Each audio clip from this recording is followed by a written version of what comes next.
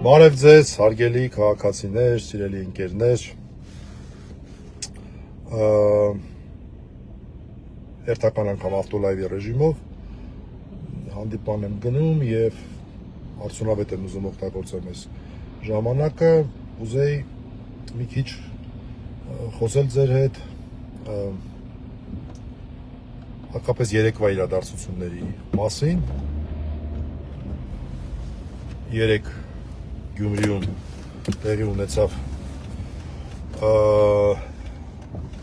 ինձ թվում է տերմինը օգտագործելը արդեն ճիշտ կլինի Նիկոլի վկաների հերթական կրոնական արարողությունը առաջնորդանիստ եկեղեցում 7 վերք եկեղեցում եւ ուզեի դա քննարկենք երկրորդ կուզեինք քննարկել եկեղեցու հետ կապված այն այլ բառ չունեմ ցնդաբանությունները առաջի հայացքից ցնդաբանությունները իրականում լավ մտածված քայլերը որ իր գրառումներով կատարում է մեր գերագույն դավաճանը եւ վերջապես երրորդ խոսել քաղբանտարկյալների հետ կապված որոշ հարցերի մասին Գյումրի դեկտեմբերի 7-ը բնականաբար հատուկ օր է գյումրեցիների համար վանաձորցիների համար, սպիտակցիների համար ես 7 տարեկան էի, 6 տարեկան էի այդ չարաբաստիկ օրը, առաջին դասարան էի, լավ հիշում եմ այդ անգամ Երևանում մեր դպրոցում ցնցումներ եղան, դուրս եկանք, այդ օրը բոլորիս սրտերում այն բոլոր մարդիկ ովքեր որ այն անմեղ զոհերը որ գնացին, այդ օրը մենք էլ ենք ծանոթներ ունեցել, ծնողներիս ընկերը օրինակ, Արեսը, հիշում եմ ես տենց լավ չեմ հիշում այդ մարդուն, բայց շատ եմ հիշում, որ իր մասին խոսում եմ։ Այդ ցավը բոլորինս է եւ ես ուզում եմ իմ ոգեկոչման ջերմությունը փոխանցել մեր սիրելի գյումրեցիներին, սպիտակցիներին, վանաձորցիներին, բոլոր նրանց, ովքեր որ այս արհավիրքը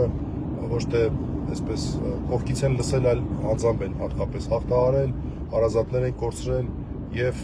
իրոք սա հատուկ օր է Գյումրիի համար։ Եվ այս օրով գալ քաղաքական շոու սարքել,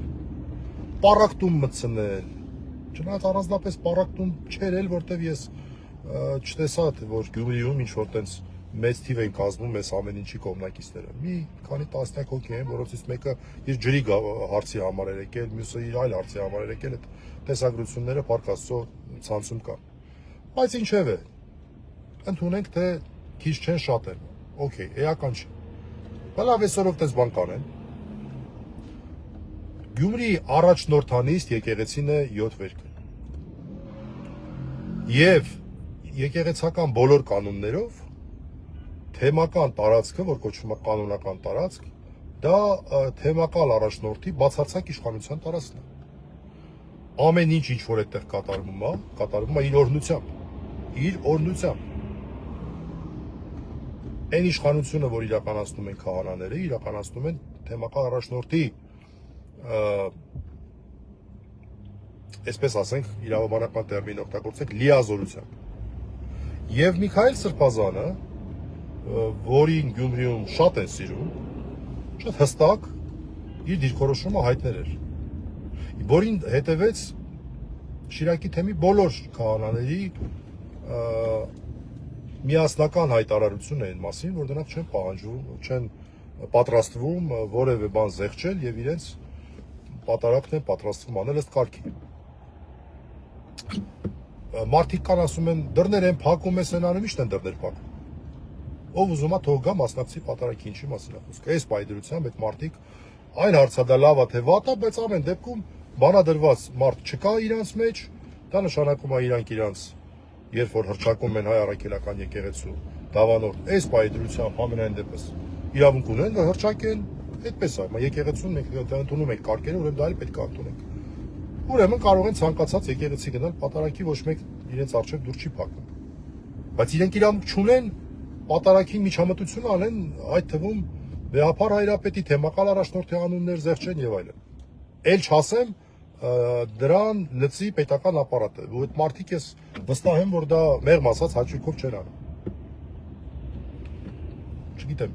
չեմ ուզում դատել այդ մարդկանց, բայց ես չեմ հասկանում նրանց։ Այդ ինչ աշճան, այսպես ինչի պետքա այն ինչ որ իրանք կորցնելու են, օրինակ չկատարելով այդ հրամանները, այդ ապօրինի հրամանները, ավելի մեծ է, քան ինչ որ հիմա այսպես են կորցնում։ Որտեղ դա լրիվ ուրիշ ոլորտ է։ Ամեն դեպքում էական չի, էականը այն է, որ եկավ եւ որոշեց, որ հենց չէ, 7 վերքում ես պետքա պատարակ անեմ։ Առաջի անգամ եղավ իրես Նիկոլի Վկայի այս պատարակների մեջ, Նիկոլա Վկայական պատարակների մեջ, երբ պատարակ մատուցողը տվյալ թեմից չէր։ Մյուս տեղերում իրենք փորձում էին պատարակ մատուցող քահանա գտնել հենց տվյալ թեմից, որոշ դեպքերում այս թեմակալ առաջնորդին են բերում այդտեղ կանգնացնում, որոնք հետո պարզվեց, որ տիրադավների հետ խմբի մեջ մտան 10 տիրադավների, ինչևէ, այստեղ այդպես չեղավ։ Արմավիրի թեմից ինչ որ քահանա բերեցին։ Այդ քահանայի արածը դա սոսկալի մեղք է, սոսկալի։ Որովհետև ինքը գնացել է իր եղբոր տարածքն է գրավել։ Ես Մխիթար Գորշի դատաստանագրքի վրա այսպես մի քանի անգամ ասել եմ աշխատություն, մեկնաբանություններ, փոխադրություն արևելահայերեն, այդտեղ նկատել եմ, եթե չեմ սխալվում, անգամ թիվը կարող է հիշեմ 42-րդ հոդվածներ պլյուս մինուս կարող է լինի, որ այս հարցին անդրադառնում շատ հստակ, որ դա նշանակում է ուղղակի խախտել այն օրենքը, որ ասում է չես կարող երկու տիրոջ ծառայել։ Այսինքն դու Աստծուց բացի նաև ծառայում ես մեկ ուրիշին եւ դա սոսկալի մեղք է համարում։ Չես կարող գնալ քո եղբոր, քո այսպես հոգեվոր հոր կամ այսպես ասած քո մի խոսքով նույն եկեղեցու մեկ այլ թեմի տարածքում առանց թեմակալ առաջնորդի հրավերի, գիտության, համաձայնության որևէ ծես արես, իսկ այդ համաձայնությունը հրավերը չի եղել, ուղղակի չի եղել, դա բռնազավթում էր, եկեղեցական կանոնները դա բռնազավթում էր, եւ հատկապես այդ պատարագիչ քահանա, այդ դեմքը հիշում եք էլի, վախեցած ինքը լավ է հասկանում, չէ, ինքը ով այդ ամեն ինչը գիտի, ինքը լավ է հասկանում, ես չգիտեմ այս մեղքի տակից ոնց է դուրս գալու, ու հատկապես իր թեմակալ առաջնորդ Սիոն Սրբազանը, Արմավիրի թեմի առաջնորդ, որ իր դիմացը կանգնած էր, այսինքն դա կատարվել է, այս եկեղեցազավթումը կատարվել է Սիոն Սրբազանի օրհնությամբ, այսպես ասենք, չարափառ օրհնությամբ։ Սիոն Սրբազանը ավելի մեծ մեղք է գործել, անգամ քան այն մյուս 3 տիրադավները, որ իր կողքը կանգնած էին, որոնք նույնպես մեղք են իհարկե գործել, բայց Սիոն Սրբազանի մեղքը ավելի մեծ է, որտեղ ինքը բերել է իր քահանային։ Սա եկեղեցական իրավունքի տեսանկյունից։ Ու գիտեք, մարդիկ ասում են չթողնեն այս կողմեն, գիտեք, եթե զինված մարդիկ գալիս են, ոչ միայն զինված, այլև այսպես ասենք, օրենքը ապօրինի օգտագործելու պատրաստակամությամբ։ Ես չգիտեմ, այդ մարդկանց ես չեմ կարող դատել, նորից ասեմ, որտեղ այդ վիճակում չեմ հայտնվել։ Ամեն դեպքում շատ եմ կարևորում այն, որ գյումրեցիները եւ Շիրակի թեմի քահանաները այն ինչ են ասում, լեննականցու հասիբը բոլորիս աչքի առաջ շատ բարձր պահեց։ Որևէ մեկը գայթակղությանը չտրվեց եւ մի խոսքով այլ նորից այդ փաստերի մասին չխոսեմ։ Բայց այդ ինչ անելու բաներ երեկվա օրով։ Այդ ինչ անելու բաներ։ Պետական օրենքների տեսանկյունից սեփականության իրավունք կա։ Սեփականության իրավունք կա։ Լրիվ նույնն է, ես գրեցի մարդիկ ասում լավ դե նույնը չի, լրիվ նույնն է պետական իրավունքի տեսանկյունից։ Սեփականության իրավունքը պատկանում է կազմակերպությանը, եկեք հիմա ասենք պետական իրավունքի։ Ինչ որ մի կազմակերպության է, էական չի, տվյալ դեպքում հայ առաքելական եկեղեցուն որպես ինքնուրույն իրավունքի սուբյեկտ։ Դու չես կարող գալ ասել, ես այստեղ միջոցառում եմ անում։ Նույն ձևով ոնց որ կարող է ինչ որ մի պատճառ լինի, ինչ որ մեկը գա դուրը ծեցի քաղաքավարի ձևով իհարկե, բան չունեմ ասելու, ասեն բարև ձեզ, շնորհավոր Սուրբ Ծնունդ եւ Նոր տարի, մեր վարչապետը ուզում է, չգիտեմ, հունվարի 3-ը անցկացնել ձեր տանը։ Խնդրում եք տունը ազատեք, բանալիները տվեք, մենք ոնց տվել եք, տենց էլ ձեզ կվերադարձնենք։ Դա նորմալ է։ Նորմալ չի, չէ՞։ բերեն զորքերը կանգնացնեն մինչև գա գնա։ Դա նորմալ չի, չէ՞, դա ուղիղ պետական օրենքների խախտում, անգամ ոչ իրավաբաններն են հասկանում, չեմ ուզում դետալների մեջ մտնել։ Որ հոդված էս կողմեն կողմ, բայց դա չի կարող հանցագործություն չլինել։ Ուղիղ հանցագործություն։ Եվ հանրային մոտեցումը իրանք շատ լավ գիտեն, որ դա ոչ կազմակերպված էր, ոչ ուղղորդված էր։ Այն երկու երեխեքը Շիրակի թեմի երիտասարդ միությունից, որ բարձրացել են վերև եւ մինչև վերջել երկեցին թե Հայրապետի, թե իրենց թեմակալ առաջնորդի անունները համապատասխան հատվածում Գոհանամքում պատարակի, որ արդեն բոլորս անգիր ենք արել, չէ՞, այդ հատվածը հատկապես։ Այդ ամեն ինչը եւ որ սովորական քաղաքացիները ամոթանք էին տալիս։ Ամոթանք էին տալիս, թե այդ սրբազաններին, այդ չարափար սրբազաններին, որոնք որ եկել էին իրենց եղբոր տարածքներին զավթել մի քանի ժամով, որպեսզի Նիկոլի վկայի իրենց պարտականությունները կատարեն, թե ԿՊ-ական ինչ-որ պատգամավորների էին այդ ամոթանքները տալի։ Դա իրանք լավ գիտեն, որ դա կազմակերպված չի, իրանք լավ գիտեն, որ երեկվա իրաց արածը ուղղակի ֆիասկո էր։ Եվ այստեղ այդ ամեն ինչին շատ լավ քաղաքական պատասխան Ռուբեն Մխիթարյանը տվեց իր մեծ պլակատով, որ իրենց ֆրակցիայի պատոհանից էին կախել եւ այն ժամանակ երբ դուրս էին գալի ինքը ուղղակի իր քաղաքական դիրքորոշումը արտահայտեց ազատություն գյումրեցի քաղբանտարկյալներին, գյումրեցի սրբազան քաղբանտարկյալներին, որոնք որ ոչ միայն Միքայել Սրբազանն է, այլև Բագրատ Սրբազանն է, որպես գյումրեցի։ Իրենց երկուսի մեծադիր նկարներով։ Այս ամեն ինչը ֆիասկո էր Նիկոլ Փաշինյանի համար, ինքը շատ լավ դա հասկանում է։ Բայց ի տարբերություն շատ-շատերի, որոնք այդ դեպքերում Այդ կմտածեն, կասեն, լավ կարող է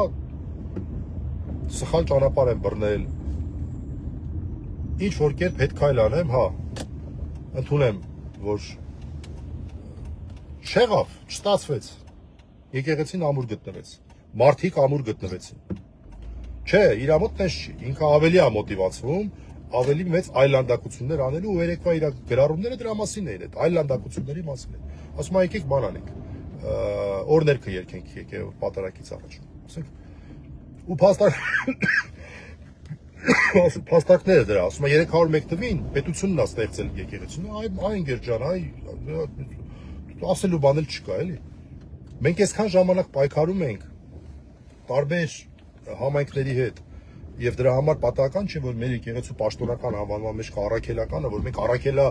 հաստատ եկեղեցի ենք։ Մեր եկեղեցին Գրիգոր Լուսավորիչը չի որ հիմնադրել է։ Մեր եկեղեցին հիմնադրել են Թադեոս եւ Բարդուղիմեոս առաքյալները։ Մեր եկեղեցին հիմնադրել է նախ, այսպես վարդապետական առումով Հիսուս Քրիստոս է եկեղեցին հիմնադրել։ Իսկ Հայաստանի հողի վրա երկու առաքյալները, որոնց ուղարկել էր աշխարհին ավետարանը տանելու, փոխանցելու եւ այլն, նահատակվել են այստեղ։ Համայնք է ստեղծվել մոտ 250 տարի, ճիշտ է, այսպես ընդհատակյա, բայց գործել է, չէ։ Այդ ընթացքում սրբեր ենք ունեցել։ Ես ոչ այդպես նայում եմ մեկ-մեկ, օրինակ այս բանի ոսկյան սրբերը, ոսկյան ներկա։ Խոսքով, իսկ հայկական հողի վրա քրիստոնեությունը եղել է հայ առաքելական եկեղեցին, որպես այդպիսին գոյություն Հայաստանում առաքելական եկեղեցի գոյություն է ունեցել մինչև Գրիգոր Լուսավորիչը, եւ Գրիգոր Լուսավորիչը իրականում էր երկրորդ լուսավորիչն, ավեն մեծ լուսավորիչն է, բայց մեր երկրորդ լուսավորիչն է։ Այ որի ժամանակ արդեն այդ պատմությունը գիտենք, խորվիրապ եւ այլն առաջի պետություններ, որ ճանաչեց, ընդունեց եւ ըստ էության այսօրվա տերմիններով ասած պետական կարգավիճակ տվեց եկեղեցուն, բայց ասել որ հայ առաքելական եկեղեցին ստեղծել է պետությունը, դա աբսուրդ է, աբսուրդների աբսուրդն է։ Երևի հետո հասկացա, որ աբսուրդ բառ է գրել, ինչ որ չեն խորհրդակցել իր այն տիրադավների հետ, երևի թե որոնք որ պարզավոր տիրապետում են այս գիտելիքին, հետո սկսեց ինչ որ փոխել, լղոզել, եսի ինչեր անել։ Ես չգիտեմ առաքելական որևէ եկեղեցի, նկատի ունեմ կաթոլիկ, օրթոդոքս եկեղեցիները, մեր քույր եկեղեցիները, այսինքն այսպես կոչված արևելյան ուղղափառ եկեղեցիները, որոնք մենք ենք այդ խմբի մեջ, եթովպական, ղպտիական, ասորական, հնդկական մալաբար, այդ եկեղեցիներից որևէ մեկին ես չգիտեմ, որ ինչ որ եղել եմ Եգիպտոսում եմ եղել, բաժան ասենք Եգիպտոսում, որ իրանց համար կարևոր է որ ցույց տան իրենց ինքնությունը եգիպտական եւ այլն, դրոշներ չեմ տեսել Եգիպտա, պետական դրոշ չեմ տեսել։ Տես բան բողոքական եկեղեցիներում ընդունված։ Դա առաքելական եկեղեցիներին բացարձակ ոչ բնորոշ բան է։ Էլ չեմ ասում պետական նոր ներկը։ Բայց երբ որ համացանցում հայտնվեց, որ նույն բանը եղել է նաև Ուկրաինայում, արդեն պարզ դարձավ, որ ինչ որ դասագիր կա, որի տարբեր գործիքակազմեր երևի թե ինքը որոշում է որ պահին կիրառի, այս պահին կիրառի, հաջորդ պահին կիրառի։ Այսինքն սա նոր բան չի։ Սա նոր բան չի այն մարդկանց ձեռքում, որոնք որ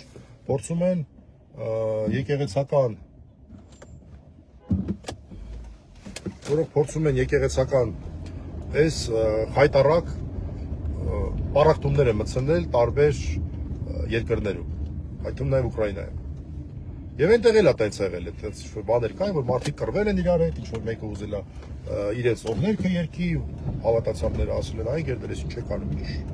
սա տեղը չի, սա եկեղեցի է, սա պետական մարմին չի, սա հոգևոր մարմին է, աբսուրդ է դա աբսուրդ է, ոտից գլուխ աբսուրդ է, դաժե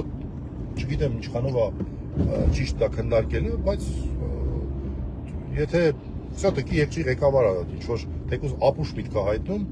այնպես չի էլի, որ եկեք չքննարկենք, ինքը տես կգնա կորի, չէ։ Տես չի, դրա համար все-таки քննարկել երևի թե պետք է։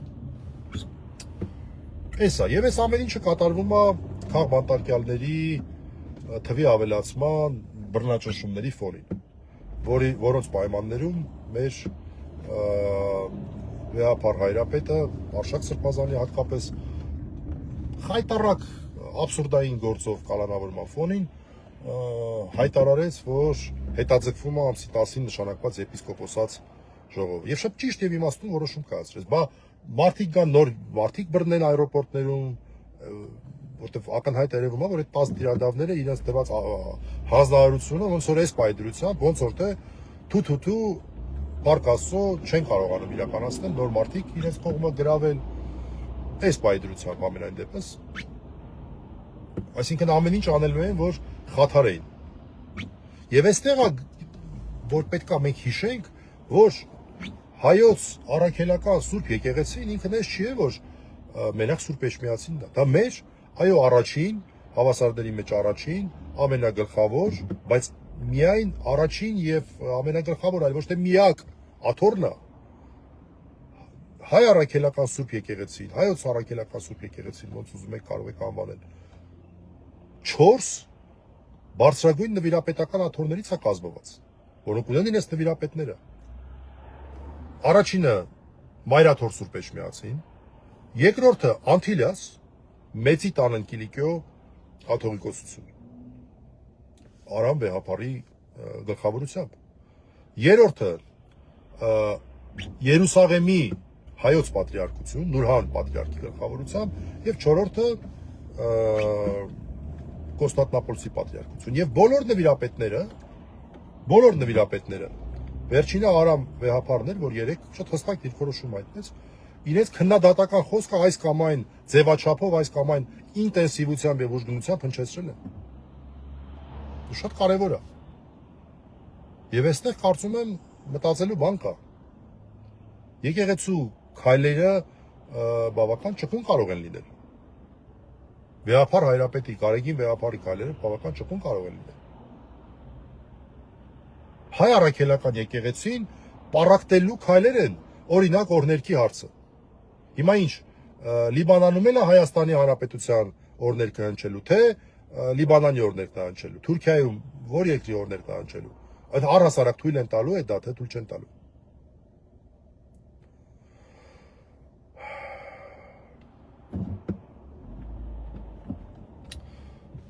Շատ կարճ վերջում անդրադառնամ նրան, որ ես տեսա Արշակ Սրբազանի պարագայում համացանցում ուրեմն տարբեր բաներ տեսա, ոնց ենք մենք անվանում նրան քաղաքական քաղաքական գործիչ 1000-րդ անգամ, պետք լինի 10,000-րդ անգամ էլ կասեմ։ Ասում եմ, հայտարարում եմ, հարգելիներս, քաղ բանտարկյալ արտահայտությունը չի նշանակում, որ մարդը պետք է զբաղվի քաղաքականությամբ, դա այդպես չի։ Քաղաքական բանտարկյալ նշանակում է, որ անձի նկատմամբ իրականացվում է տարբերակված մոտեցում քաղաքական պատճառներով։ Այո, այդ քաղաքական պատճառներից մեկը կարող է լինել քաղաքական գործչի քաղաքական գործունեությունը դադարեցնելը, բայց ոչ միայն։ Դա կարող է լինել օրինակ Նիկոլ Փաշինյանի քաղաքական ծրագիրը, Մայրաթոր Սուրբ Էջմիածինը նվաճելու քաղաքական ծրագիրը հաջողելը։ եւ դրա արժեվ կանգնած խոչընդոտները վերացնել օրինակ իդեմս Մայրաթորի դիվանապետ Արշակ arczepiskopos Խաչատրյանի։ Դա կարող է լինել այդ նույն ծրագիրը իրականացնելու շրջանակներում, ասենք թե Վեհափար Հայրապետի կամքը, Վեհափար Հայրապետին ցավացնելու համար, նրան ստիպելու համար, որ նա հրաժարական տա, նրա եղբորը եւ եղբոր որդուն կալանավորելը։ Այդ մարդիկ էլ չեն զբաղվում քաղաքականությամբ, բայց նրանք էլ են, չէ՞ քաղաքբանտարկյալ։ Լավ, ինչքան կարելի է այս պարզ ճշմարտությունը ասեն։ Քաղաքբանտարկյալ չեն ասում, որտեղ քաղաքական գործունեությամբ չեն զբաղվել։ Սա ախր դասագրքային ճշմարտություն է։ Եվրոպայի խորհրդի բանաձևերով առնվազն հաստատված։ Խնդրում եմ այս պարզ գիտելիքը